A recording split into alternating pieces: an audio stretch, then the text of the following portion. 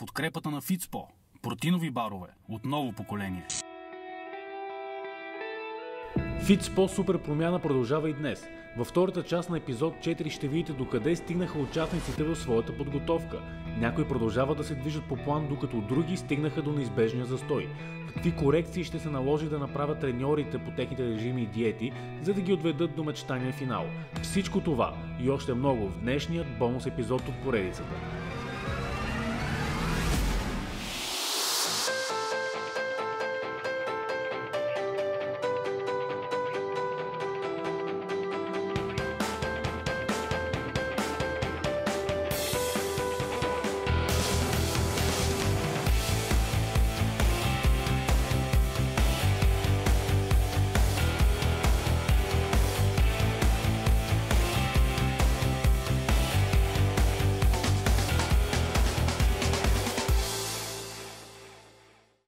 Кантара казва, че съм с 5 кг надолу за 6 седмици, което е според мен е добър резултат.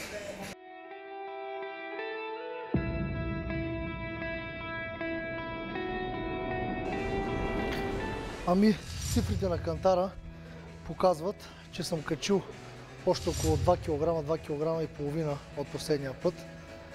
Чувствам се добре, мисля, че са разпределени по правилния начин. Значи нещата се получават. С колко си от предния път повече? С килограм. С килограм? Да.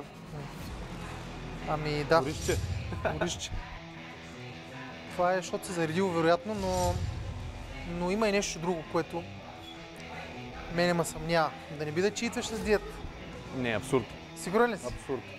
Добре. Напълно сигурен съм. Напълно сигурен си. Едно пиленце ми каза, че преди 2 седмици ял палачинки, което автоматически ти маха всякакви вече джънкфудове в Само да диета. кажа, че това беше неделя ден и аз тогава имах cheat day. Да, беше казал, че няма да ядеш палачинки. Напротив, имах cheat day и ядох Не. cheat day. Не беше в cheat day. Глупости, даже ядох пица вечерта. Сигурен ли си? точно Да, тази пицата неделя. я ядеш, защото Пица и аз ти я спагети. пуснах като бонус. Ама за палачинките нямаше страната палачинки. Беше cheat day, ти не ми беше казал. Колко да са ти по-чучи идея? Окей. Така. Това беше нужното. Добре, нямаш повече идеи. Това е от палачинките, ако искаш да Да, знаеш. нямаш повече идеи. Прекратяваме идеи. Вчера направихме една промяна. От вчера вкара 30 грама стафиди след тренировка, но само след горна част. Като идеята е да вкараме малко бърз въглехидрат, за да запазим мускулатурата. От последния път как се виждаш? По-чиста ли? Да, имам промяна в корема, гърба ми изглежда по-плътен. Сега днеска сме се събрали, за да ти покажа някои тънкости в стречинга. Така? Първо, що е важен стречинг? Стречинга е важен, затова защото подобрява мускулния растеж, като разтегля фасцията. Знаеш кой е фасцията, нали така? Фасцията е едно като платно, така наречем, което обгръща с мускулите. За да можем да растем качествено, трябва да можем да разпънем тази съединителна тъкан. При някои хора е по-твърда, при други е по... Нали? Идеята е стречинг да направим, за да можем да освободим място за растеж на мускул. Има малко спадове в хранителния режим. Имаше нужда психически, просто вече и дойде малко повече време без храни, които често са присъствали в нейното меню. И дадох да направи 2 чит хранения, които не знам доколко рестартират метаболизма, колкото рестартират просто мозъка и психиката, защото навиците не се променят лесно.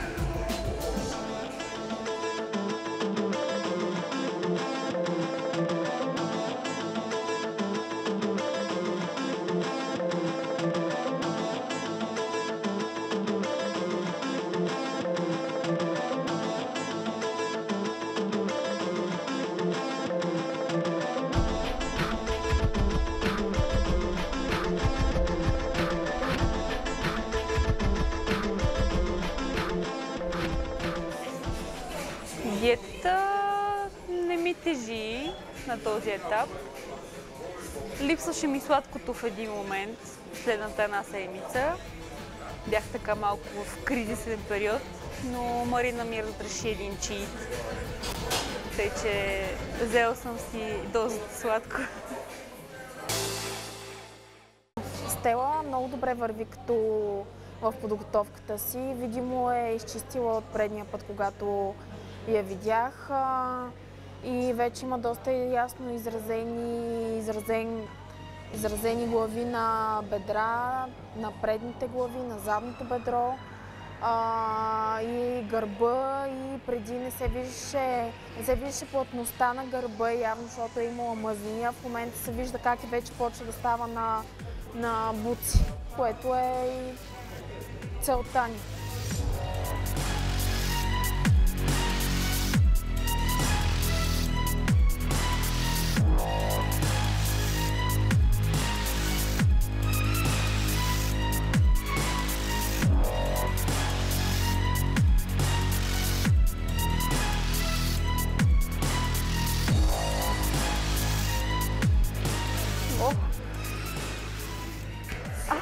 Схвана ли си?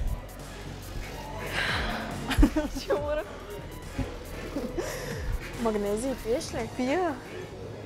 Пия по 5 хапчета. В смисъл, защото ще сна. Ами, току-що се схвана Стела от клека. Тя не е правила и нормален клек от дълго време и предни бедра като цяло и явно заради по-ниския процент от кожи мазнини получи мускулен спазъм. Пие магнезий, но явно не е достатъчен. Схванах се. Все по-често се случва.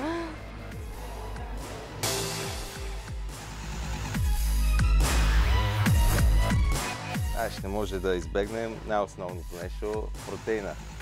Затова четвъртия продукт, който ти избрах, е висококачествен протеин Everbuild. Това е една още по-нова сравнително марка на пазара, която също се налага с бързи темпове заради доброто си качество. Този протеин е изключително качествен, както забелязваш. Има в една доза, която е 31 грама дозата, има 22 грама аминокиселини.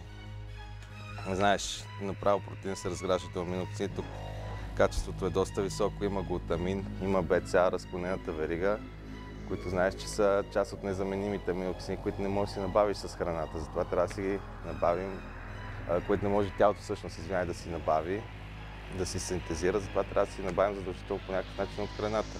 Затова съм ти избрал именно и този протеин, който съдържа всичко и е направен с доста висококачествени продукти. И този протеин всъщност ще ти помогне именно да качиш мускулната маса или другите продукти, които ще стимулират азотния баланс и протеиновия синтез от храната, тъй като се съмнявам, че ще успеем всичко това да набавим и тези аминокиселини. Затова ти го взех него да ти помогне. Супер! Надявам се, че ще станеш доволен. Вкусът е доста добър. Като за десерт. Така няма да ти липсва и сладкото. Защото, както виждаш, полезните неща може да бъдат и вкусни. Друго важно нещо е много шампиони по културизъм, като Рони Колман, като Айрис Кайл и други такива известни световни имена в бодибилдинга, казват, че когато са почнали да правят стречинг, им се подобрила сепарацията на мускулите. Нашата идея в момента е сепарация, затова наблягаме на стречинга. Сега, значи пак да преговорим кардиото. Правиш си в началото наклон загрявка, за да можеш да загрееш краката, колената, кръста, всичко, което ще участва в кардиото. Някъде 5-10 минути. Ръцете движа ли? Да, ти си преценяваш. Движиш си ръцете, разнопосочно с краката, точно така. Дишаш. Винаги. Дишането е много важна част в кардиото. На 3 крачки вдишваш и на 3 крачки издишваш. Не трябва да са хипервентилираш, да дишаш на всяка крачка. Това е много важно за да се успокои самия сърдечен пулс, защото идеята не е само да се претовариш, да ти се разхлопа сърцето и следващата пътеката. Идеята е да можеш да издържиш кардиото, което съм ти дал. Сега пак преговаряме. 10 минути загрявка. След което ще правим днеска интервално кардио. Добре. И правиш спринтове. Правим 1 минута. То не е много спринт, нали? Но близко е до спринта, защото правиш на макс 1 минута, колкото можеш да издържиш на една и съща скорост. Добре. След това правиш 1 минута ходене. Всичко това се случва без наклон, на равна пътека. И ходенето ще ти бъде някъде на 6 степен. Нормално ходене. Малко да успокоиш пулса. 1 минута ходене и пак 1 минута спринт. Okay. Ще направим днес 10 интервала, след което ще направим малко разпускащо ходене под наклон и с това ще приключи кардиосесията. Окей. Добре, ами... Загряваме.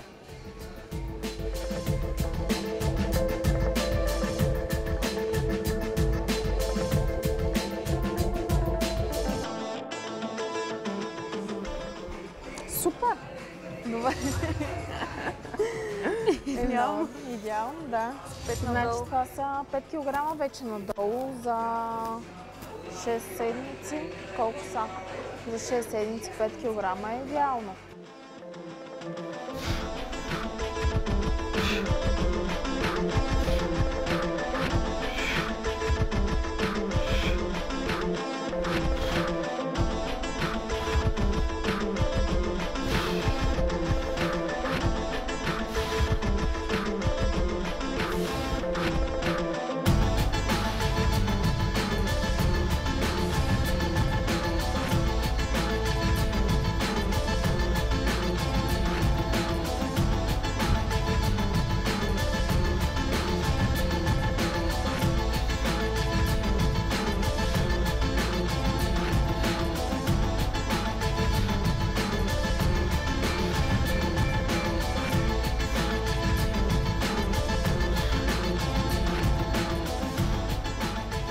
Килограмите и размерите не са от основно значение. Когато излезеш първо на сцена, въпреки че той не се е готви за състезание, размерите няма такова значение. Важно е как изглеждаш. Той е качил наистина килограми, но ми се иска и малко визуално да има промяна, да се вижда това нещо.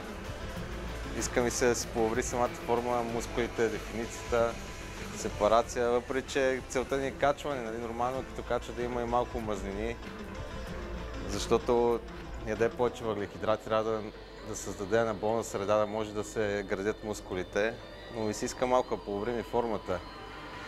Иначе като цяло върви добре, но надявам се да успеем да качим до 90 кг накрая. Пък ще видим, ще се постараем. От него зависи също. Как върви Миро в подготовката за състезание? Миро, доста, сега като сменихме режима с изчистване, доста добре тръгна да се изчиства. Хубавото е, че за сега не му липсва сила, което значи, че вероятно не губи мускулна маса. Вървим с него по план. Много добре вървим. Просто той си има добър метаболизъм и оттам, нали, лесно изчиства и се получават нещата. Точно всичко си е систематизирано и си е по план.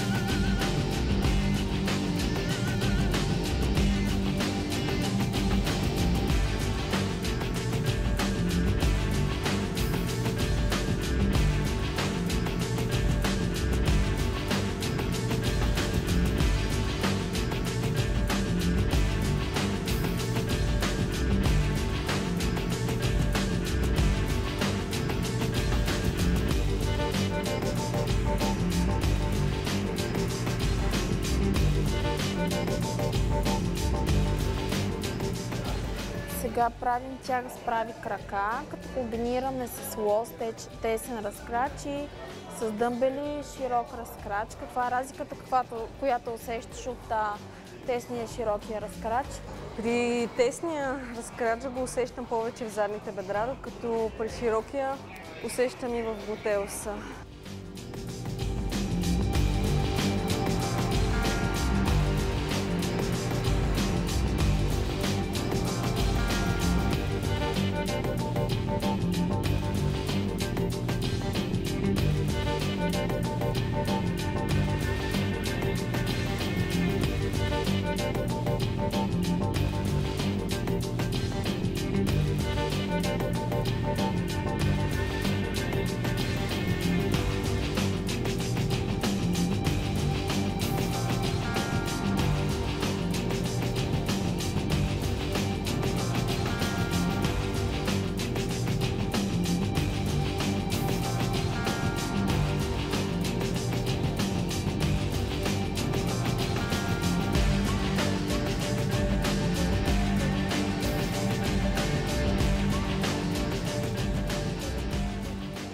Някои основни позиции за стречинга, някои важни неща.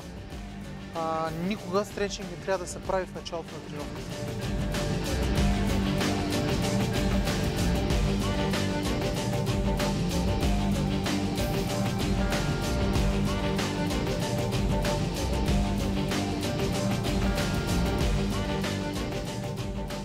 Да, едно от най-трудното е да си промениш, човек да си промени навиците. И това, което си имала и ти, и аз и повечето хора като навици, е един дълъг процес на промяна, който не става от раз днеска решаваме, утре вече спираме да консумираме каквито и да е чит, нали, сладки неща и така. Просто това си е процес, чит храненият си етап от тази промяна и след всяко едно чит по някакъв начин тялото, организма, ума, психиката се настройва и вижда, че това не е нещо, което ти влияе добре. И не получаваш толкова емоционално щастлив от храненето, колкото от визията и това как се чувстваш, когато ядеш чиста храна.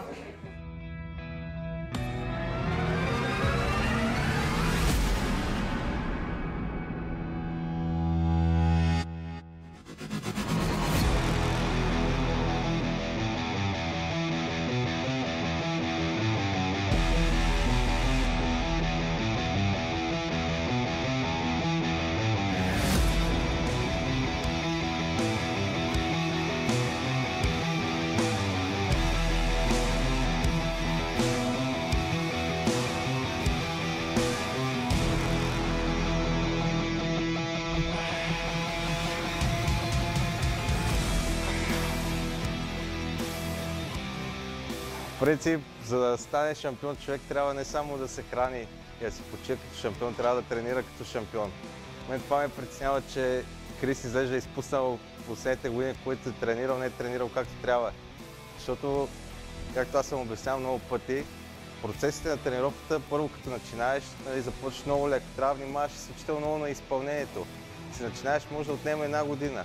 Тази година дадеш правилното изпълнение. Тренираш мускулите по-често, без откази. После вече нататък увеличаваш постепенно натоварването, намаляваш честотата на тренировките, увеличаваш упражненията. А Крис сякаш не е заучил всички упражнения правилно, не е свикнал да е достатъчно сякаш мотивира, не знам, в смисъл, почива, мускулите много бързо се изморяват, което ме притеснява. Не знам последните години какво е правил. Аз му се карах преди малко, имам чувството, че тренирам начинаещ, питам го какво става. Правим едно упражнение, той вече е уморен, аз сили за следващото. Аз викам, Крис, знаеш как съм тренирал едно време, като се готвих за състезания, в смисъл няма такова нещо. Отиваш мотивиран, правиш, даваш всичко от себе си. Дори да викаш, все пак тук е зала, нали? Не е някаква църква да пазим тишина. Искам да дадеш всичко от себе си.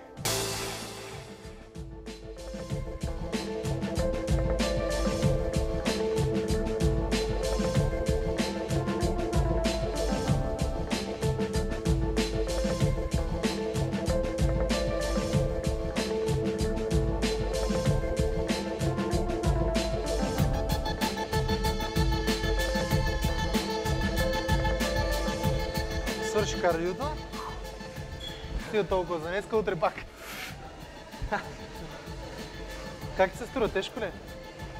Ще се справя. Справиш ли? Добре съм. Супер. Гледам водата си изпил, значи било интересно. Супер.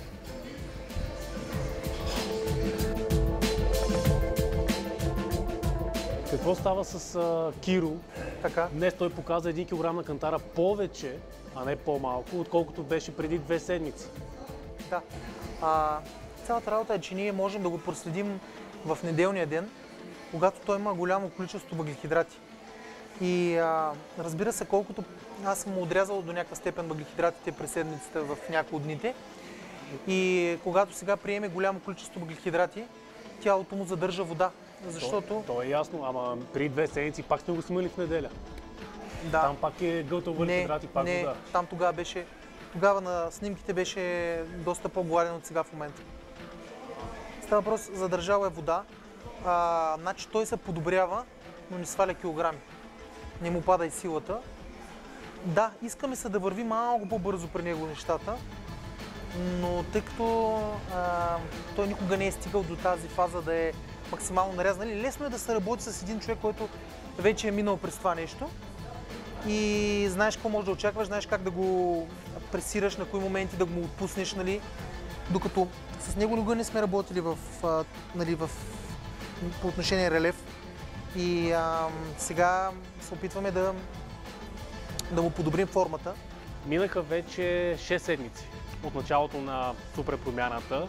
Остават още 7 до финала, до 26 април. И лично аз имам едно малко притеснение по отношение на Киро.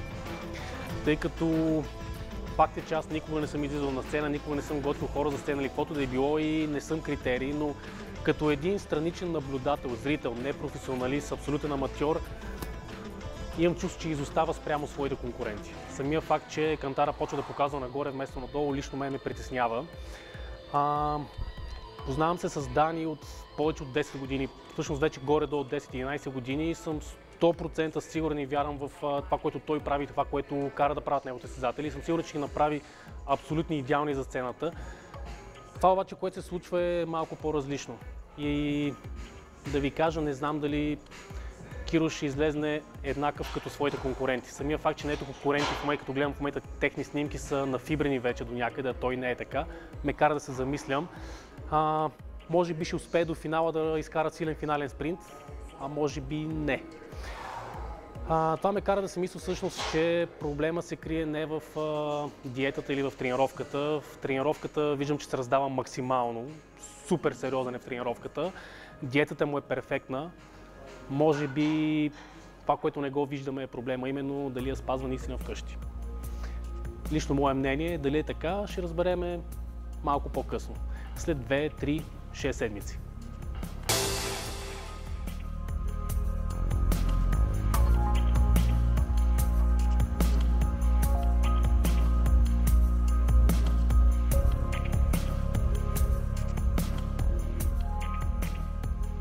И продължаваме напред с един имуностимулатор, понеже в момента е такъв период, пролетен период, в който много често има вируси и е хубаво да се подсили организъм, понеже по време на хранителен режим на тренировки се губи от имунитета и трябва да подсилиш организма си с комплекс от витамини и минерали. В момента ти препоръчам една формула за подкрепа на имунната система, която включва витамини А, С и Е. Това са силни антиоксиданти, също така магнезий и цинк. Има минерали, които възстановяват мускулатурата.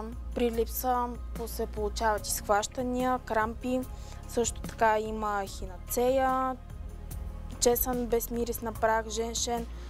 Отново силни имуностимулатори. Пиеш ги по 2 капсули заедно с закуската.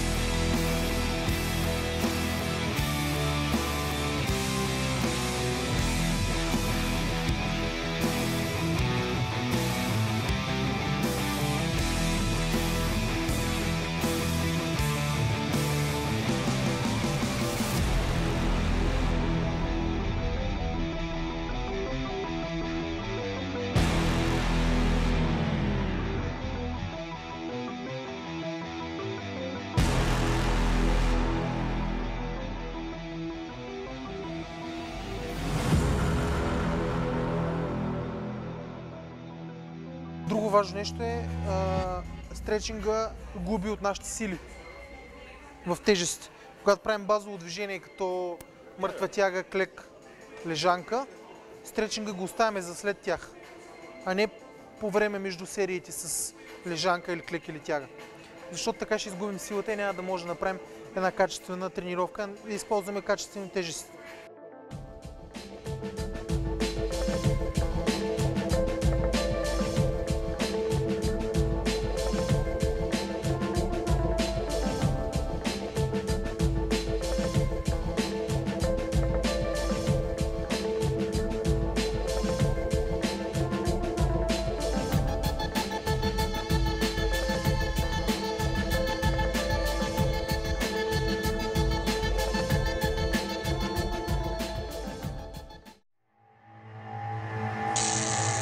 Подкрепата на Фитспо. Протеинови барове. От ново поколение. Ето, че и днесният четвърти епизод е към своя край. Днешният епизод беше доста интересен, в което съм сигурен и още по-сигурен съм, че беше изключително полезен. Много разнообразен. Днес видяхте не само тренировката със своите съвети на треньорите, днес видяхте стречинга, колко е важен той, как се прави по време и след тренировка. Днес видяхте готвенето, как да се храниме, всъщност как да си готвиме храната, за да спазваме по-лесно своята диета. Днес също така видяхте и какво да правим, ако ние имаме контузия.